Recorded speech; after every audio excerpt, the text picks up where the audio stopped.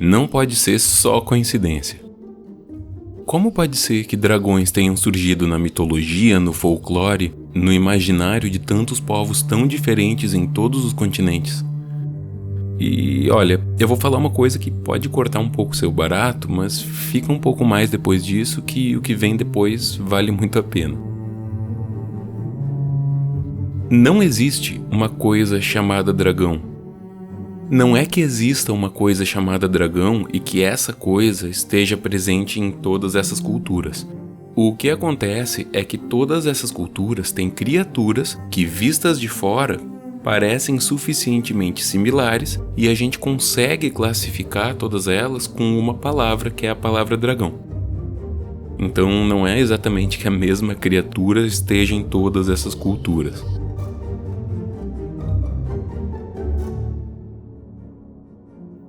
Bom, mas será que isso tem a ver com fósseis de dinossauros? É provável que sim. Talvez muitos dos povos tenham achado fósseis de dinossauros e inventado histórias para explicar esses fósseis. Além disso, a gente costuma esquecer de uma coisa bem importante. Quando a humanidade surgiu e começou a tomar algumas das características que a gente entende hoje, ainda existiam muitos animais da megafauna que hoje não existem mais. Mas os seres humanos conviveram com mamutes, com megatérios, com outros animais gigantes que não estão mais por aí. Muitos deles, inclusive, é provável que tenham sido extintos por nós. Mas bom, se a cultura tem a ver com o que as pessoas vivem, fazem, amam e temem, se as crenças, os mitos, as histórias têm relação com as experiências da vida das pessoas, então deve ter algo que todas essas civilizações diferentes, de lugares e épocas diferentes, tivessem em comum, para que todas elas tivessem criaturas parecidas nas suas mitologias. E existe uma hipótese muito interessante. Existem várias pesquisas a respeito disso e eu não consegui ler todas, mas eu vou deixar na descrição o link de algumas que eu li, que indicam que durante grande parte da nossa história evolutiva, todos os nossos ancestrais tiveram uma relação perigosa com as cobras, eventualmente como predadores, mas geralmente como presas.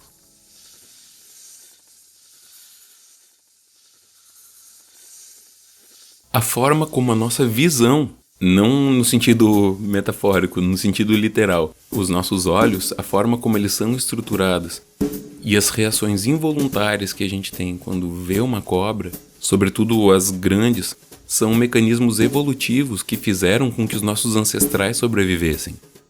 Pensa assim, se o primata ancestral tivesse a visão bem adaptada para evitar esses predadores, tivesse mecanismos de reação muito rápida e, além disso, tivesse medo de cobras, ele teria muito mais chances de sobreviver e de passar os seus genes adiante.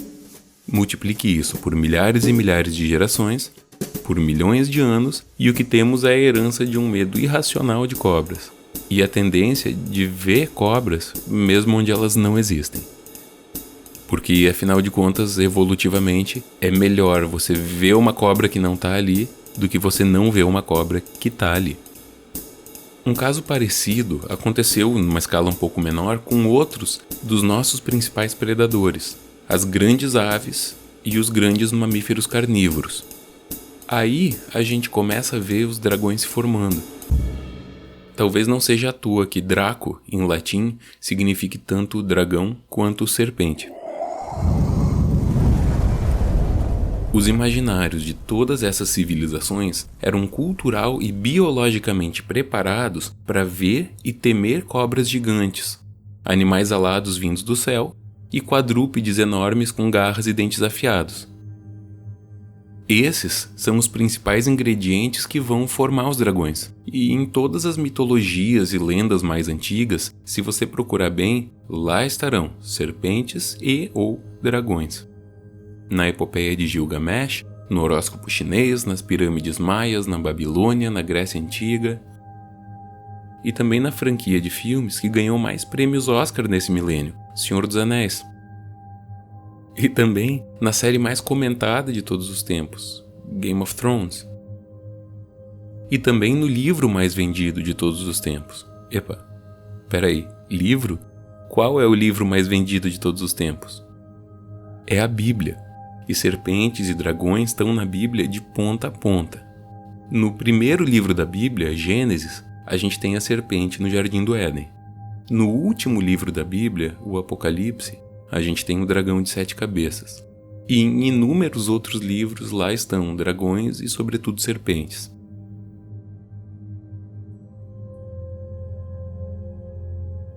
A palavra inglesa awe significa o espanto, a reverência diante de algo que pode ser muito bom ou muito ruim ou muito grandioso, mas é sempre muito. É o sentimento diante disso que é sempre muito. Dessa palavra surgem termos antônimos como awful, que é uma coisa horrível, ou awesome, que é algo ótimo. Dragões e serpentes estão no nosso imaginário. Eles representam essa grandiosidade, esse extremo, que pode ir tanto para o bem quanto para o mal. Mas na vida real, o bem e mal são coisas muito mais cinzentas. Os dragões não existem, ao menos não da forma como as lendas os descrevem. Mas os sentimentos que motivam essas lendas, esses sim existem. E é com eles, e é contra eles que a gente precisa batalhar.